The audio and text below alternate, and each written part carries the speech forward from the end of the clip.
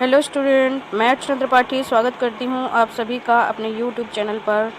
तो पिछले वीडियो में मैंने आपको अलंकार पढ़ाया था, तो उसी के आगे का आज मैं टॉपिक लेकर आई हूँ।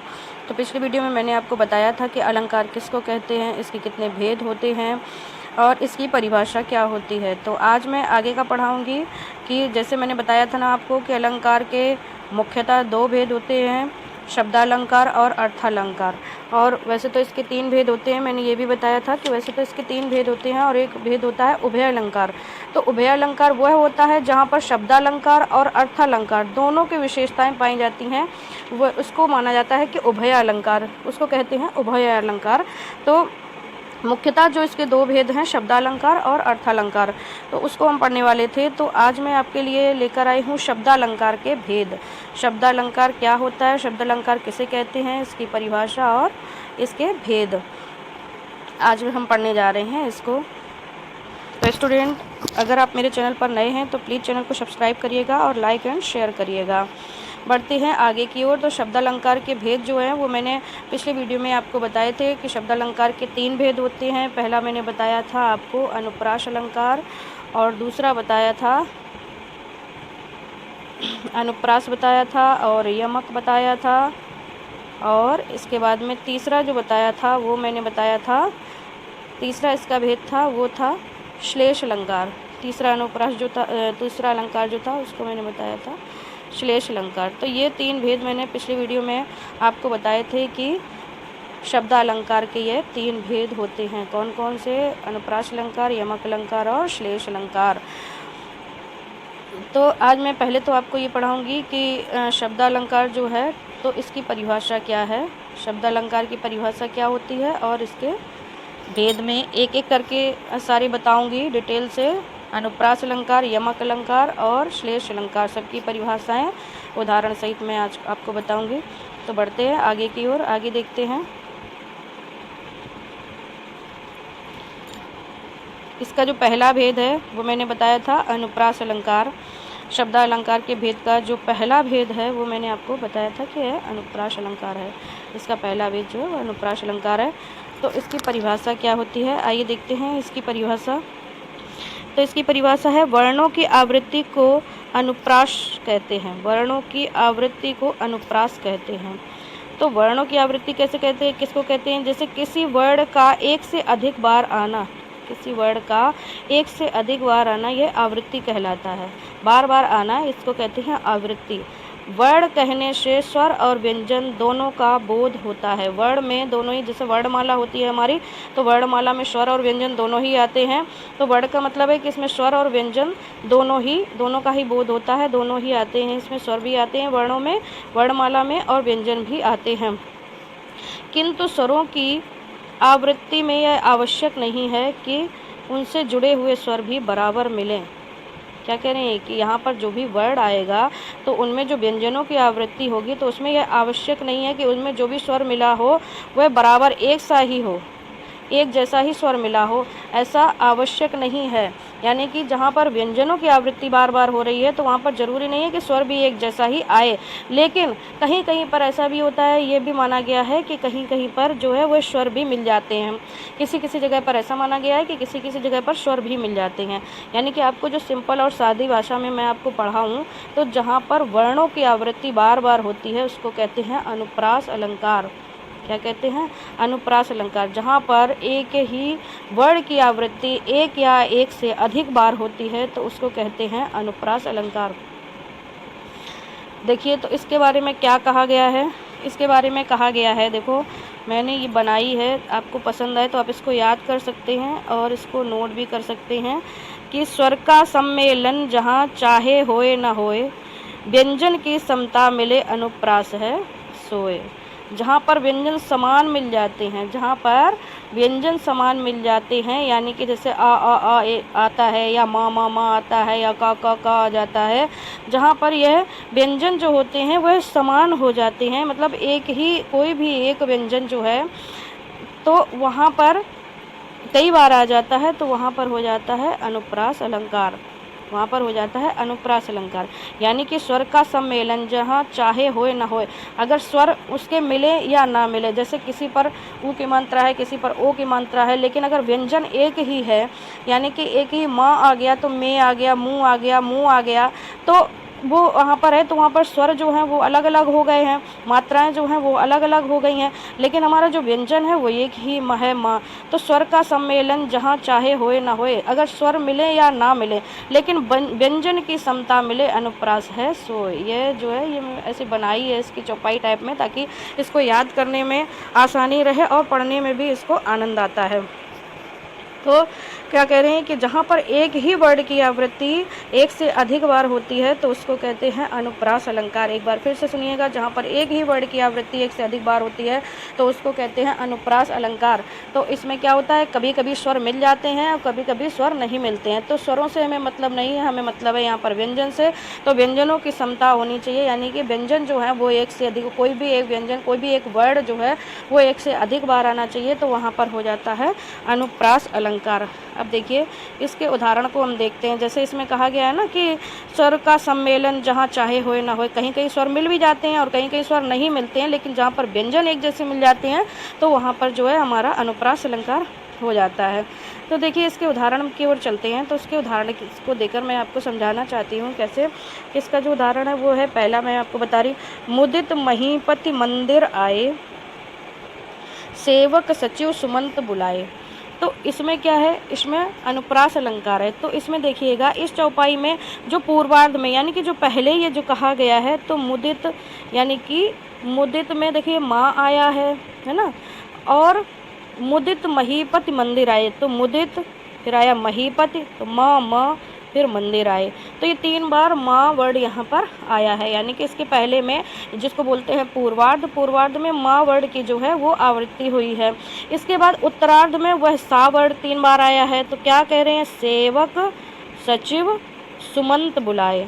तो 3 बार आया है सेवक सचिव सुमंत बुलाए, 3 बार सा वर्ड की आवृत्ति हुई है उत्तरार्ध में, और पूर्वार्ध में माँ वर्ड की आवृत्ति हुई है 3 बार।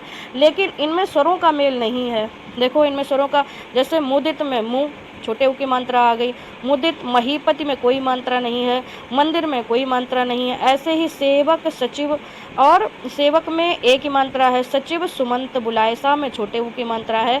तो यानी कि इनमें स्वरों की कोई समानता नहीं है, बल्कि जो व्यंजन की समानता है। मुदित महीपति मंदिर आए, इसमें 3 बार माँ वर्ड की आवृत्ति है। सेवक सचिव सुमंत बुलाए, इसमें सा वर्ड की आवृत्ति 3 बार हुई है। तो इसलिए यहाँ पर कौन सा अलंकार हो गया, अनुप्रास अलंकार। कौन सा अलंकार हुआ यहाँ पर, अनुप्रास अलंकार हो गया, क्योंकि इसमें माँ और सा वर्ड की आवृत्ति 3 बार हुई है। तो आगे देखिएगा कि इसमें देखो स्वर नहीं मिले हैं, और एक कुछ ऐसे भी चौपाई आती हैं, कुछ ऐसे भी 2 आते हैं जिनमें कि स्वर मिल भी जाते हैं। जैसे कि एक और उदाहरण मैं ये लेकर आई हूँ, कहाँ कहीं स्वर भी मिल जाते हैं, वो ऐसे हैं।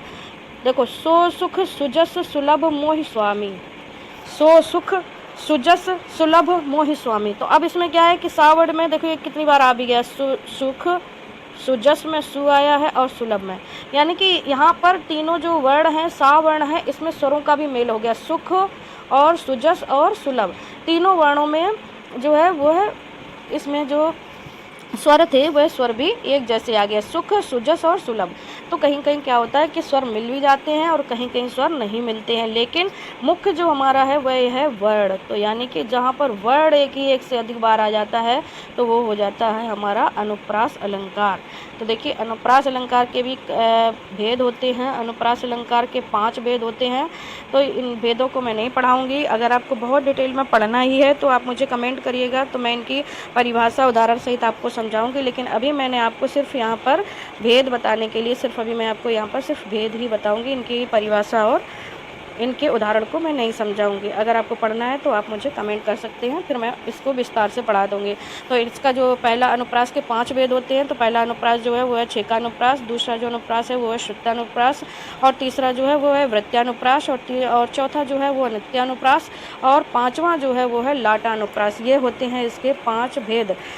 ये अनुप्रास अलंकार के 5 भेद होते हैं, जो 12th के शायद उसमें है भी, सिलेबस में शायद आते भी हैं, लेकिन इनमें से क्वेश्चंस नहीं पूछते हैं। मुख्य जो हमारा होता है वह होता है ये अनुप्रास अलंकार की परिभाषा और इसके उदाहरण से संबंधित होते हैं। ये इनके उदाहरण है, और भी बहुत सारे उदाहरण हैं जिसमें वर्णों की आवृत्ति हो जाती है, वहाँ पर हमें अनुप्रास अलंकार कहीं भी मिल जाता है। जैसे कि तरण तनुजा, तट्टमाल, तरवर, बहुछाये, रघुपति राघव, राजा राम, जहाँ पर भी एक ही वर्ण की आवृत्ति एक से अधिक बार हो जाती है। बहुत सारे ढेरों उदाहरण हैं अनुप्रास अलंकार के।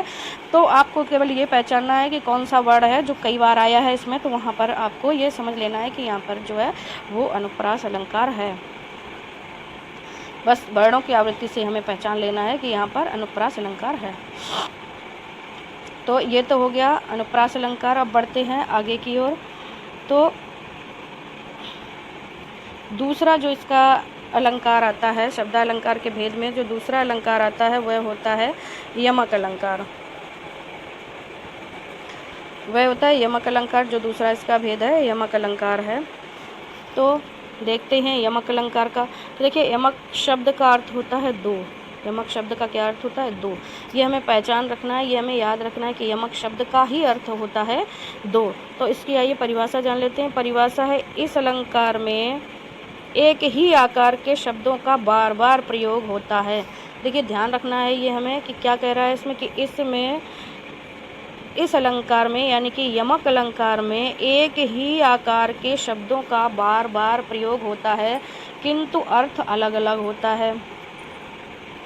एक ही आकार के शब्दों का बार बार प्रयोग होता है, लेकिन इनके अर्थ भिन्न भिन्न होते हैं। देखिए, जो अनुप्रास अलंकार पढ़ाया था उसमें मैंने क्या बताया था, जहाँ पर एक ही वर्ण की आवृत्ति बार बार होती है, वर्ण माने अक्षर जिसको बोलते हैं, तो जहाँ पर एक ही वर्ण की आवृत्ति बार बार होती है वहाँ पर तो अनुप्रास अलंकार होता है। और यमक अलंकार में क्या कह रहा है, शब्द, जहाँ पर एक ही शब्द, जहाँ इस अलंकार में जहाँ पर एक ही शब्दों को यानी कि शब्दों को बार बार प्रयोग किया जाता है, लेकिन इनके अर्थ जो है वो भिन्न भिन्न होते हैं। वहाँ पर था वर्ण और यहाँ पर क्या आ गया, शब्द। वर्ण और शब्द में अंतर होता है। वर्ण और शब्द में क्या अंतर होता है? वर्ण जो होता है वह एक ही होता है, और जो शब्द होता है वह वर्णों के मेल से बना होता है। जो वर्णों के मेल से मिलकर के बनता है उसको कहते हैं शब्द, ठीक है।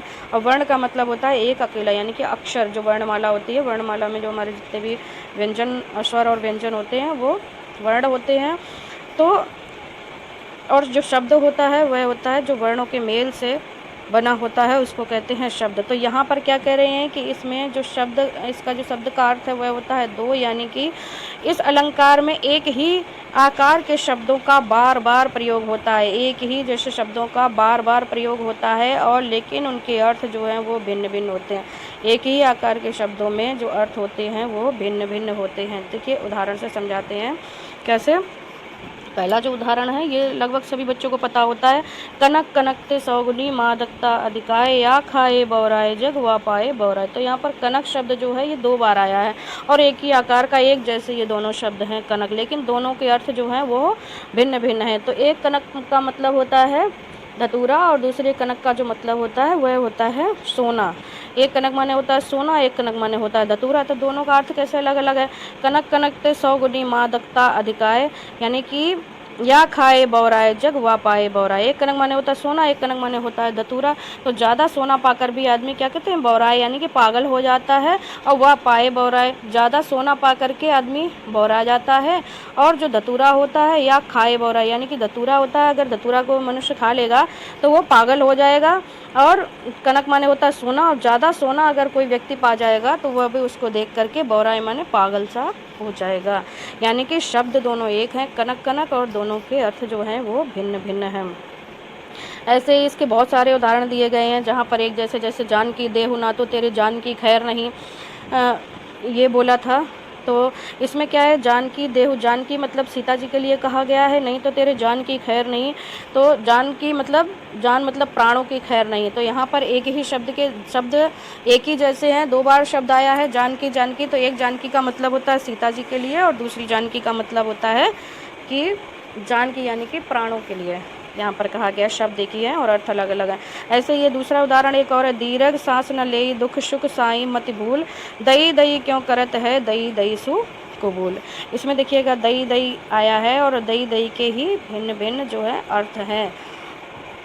दई दई क्यों करत है, दई दई सुख भूल। इसके भी बहुत सारे उदाहरण हैं यमक अलंकार के, ऐसे ही बहुत सारे उदाहरण हैं। जानकी देव तो तेरे जान की खैर नहीं, चार बेर खाती थी वे चार बेर खाती हैं, यम बिजन डुलाती थी वे बिजन डुलाती हैं। इस तरह के बहुत सारे उदाहरण आते हैं यमक अलंकार में। अब देखिए इसका भी एक ऐसे दोहा बनाया है, तो हो सकता है आपको पसंद आए। तो अगर ये पसंद आए तो आप याद कर लें और इसको लिखें भी अपनी कॉपी पे। देखिए क्या है, एक शब्द फिर जहाँ परे अनेकन बार, ये आप याद कर लेंगे तो यानी कि आपको यमक अलंकार की परिभाषा पूरी तरीके से याद हो जाएगी। इस तरीके से अगर आपको जैसे परिभाषा समझ में नहीं आ रही है या याद नहीं हो रही है, तो कहीं भी आपको अगर यमक अलंकार की परिभाषा पूछ देते हैं तो आप ऐसे लिख देंगे, एक शब्द फिर जहाँ परे अनेकन बार, यानी कि एक ही शब्द फिर माने बार बार, जहाँ परे अनेकन बार कई बार, अनेकन बार माने कई बार परे, अर्थ और ही और हैं सो यमका अलंकार। इसके जो ये ऐसे दोहा बना लिया है, चाहो तो आप इस दोहे को भी ऐसे याद कर सकते हैं, इसको भी आप लिख सकते हैं। एक शब्द फिर जहाँ परे अनेकन बार, अर्थ और ही और हो सो यमका अलंकार, वह होता है यमक अलंकार। एक शब्द जहाँ पर एक ही शब्द बार बार, अनेकन बार माने कई बार पढ़े, लेकिन और अर्थ और ही और हो, और ही और माने और अन्य भिन्न भिन्न हो, तो सो यमका अलंकार। यमका अलंकार माने वह होता है यमक अलंकार। इस प्रकार से यह दोहा बनाया, आपको पसंद आया हो तो आप इसको याद कर सकते हैं, अपनी कॉपी में नोट भी कर सकते हैं। ये सिर्फ इसलिए कि आपको याद रखने के लिए, शायद ऐसे नहीं तो ऐसे आपको ये याद बना रहे। तो चलते हैं अब इसके जो है इसका जो तीसरा भेद है वो कौन सा भेद है उसकी तरफ चलते हैं। तो तीसरा जो इसका भेद है वो है श्लेष अलंकार। शब्दालंकार का जो तीसरा भेद है वो है श्लेष अलंकार। श्लेष अलंकार, श्लेष का अर्थ होता है चिपका हुआ, श्लेष का जो अर्थ होता है वही होता है चिपका हुआ। तो ये श्लेष अलंकार है, श्लेष का अर्थ है चिपका हुआ, ये याद रखना है आपको। श्लेष का ही अर्थ होता है चिपका हुआ, यानी कि जहाँ पर एक ही शब्द में कई शब्द चिपके हों। क्या मतलब है इसका, इसलिए मैंने इसको ऐसे शॉर्ट में नोट्स बनाए हैं ताकि आपको बहुत ही ध्यान से पढ़कर और एकदम दिमाग में बैठ जाए, कभी ना भूलें। श्लेष, जब भी श्लेष आ जाए तो इसको आपको ध्यान में रखना है। श्लेष का अर्थ होता है चिपका हुआ, यानी कि जिस शब्द में, किसी एक शब्द में अगर बहुत सारे शब्द चिपके हुए हों शाब्दिक भाषा में, तो वहाँ पर हो जाता है श्लेष अलंकार। इस अलंकार में प्रयुक्त शब्द विशेष में कई अर्थ चिपके रहते हैं, इसीलिए तो इसका नाम रखा गया है श्लेष अलंकार। इस अलंकार में प्रयुक्त शब्द विशेष में, जो विशेष शब्द इसका आता है उसमें कई अर्थ जो है वो कैसे होते हैं, चिपके होते हैं, इसलिए इसका अर्थ है ये चिपका हुआ, यानी श्लेष अलंकार का जो अर्थ है वह होता है चिपका हुआ। अर्थात कहने का मतलब क्या है, चिपके कैसे रहते हैं, जहाँ पर देखिए आगे क्या करें, जहाँ पर एक शब्द के प्रकरण में अपेक्षित अनेक अर्थ हों वहाँ श्लेष अलंकार होता है। यानी कि शब्द तो एक ही है लेकिन उसमें जो है अर्थ जो है वो अनेक निकल रहे हैं, अनेक अर्थ वहाँ पर निकल रहे हैं, तो वहाँ पर कौन सा अलंकार हो जाता है, वहाँ पर हो जाता है श्लेष अलंकार। तो देखिए इसमें इसका भी एक दोहा बनाया है कि अगर आपको नहीं याद रह सके कि जिस तरीके से मैंने यमक अलंकार में दोहा बताया, एक शब्द फिर जहाँ परे अनेकन बार, अर्थ और ही और हो सो यमका अलंकार, इस प्रकार से आप याद कर सकते हैं कि आप इस दोहे को याद कर लें तो इससे आपको पूरा अर्थ इसका जो है वो समझ में आ जाएगा कि जहाँ पर एक ही शब्द अनेकन बार माने कई बार पड़ता है तो और अर्थ भिन्न ही भिन्न हो, और अर्थ और ही और हो सो यमका अलंकार, और अर्थ अलग अलग हैं तो यह यमक अलंकार। ऐसे इसका भी दोहा बनाया है। तो देखिएगा क्या है इसका दोहा, ये भी आप याद कर सकते हैं। ये पढ़ने में थोड़ा सा रोमांटिक हो जाता है, अच्छा लगता है पढ़ने में, और दूसरी बात ये है कि इसको याद करने में भी ज़्यादा टाइम हमें नहीं लगता है इसलिए।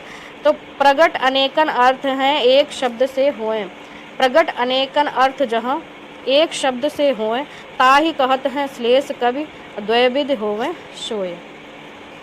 ऐसे याद कर सकते हैं, प्रगट अनेकन अर्थ जहाँ एक शब्द से होए, ताहि कहत हैं श्लेष कवि द्वैविध होवे सोय, यानी कि उसको श्लेष कहते हैं। क्या कहते हैं, प्रगट अनेकन अर्थ, अनेक अर्थ जहाँ पर प्रगट होते हैं एक शब्द से हो, जहाँ पर एक शब्द से अनेक अर्थ प्रगट होते हैं, ताहि कहत हैं श्लेष कवि, उसको कवि जो हैं वो क्या कहते हैं, श्लेष।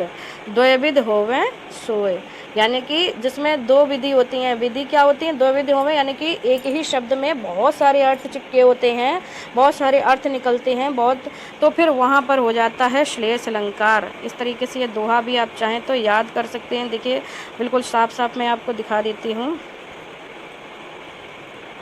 ये देखिएगा, प्रगट अनेकन अर्थ जहाँ एक शब्द से होएं, और ताई कहत हैं श्लेष कभी द्वैविध होवें सो।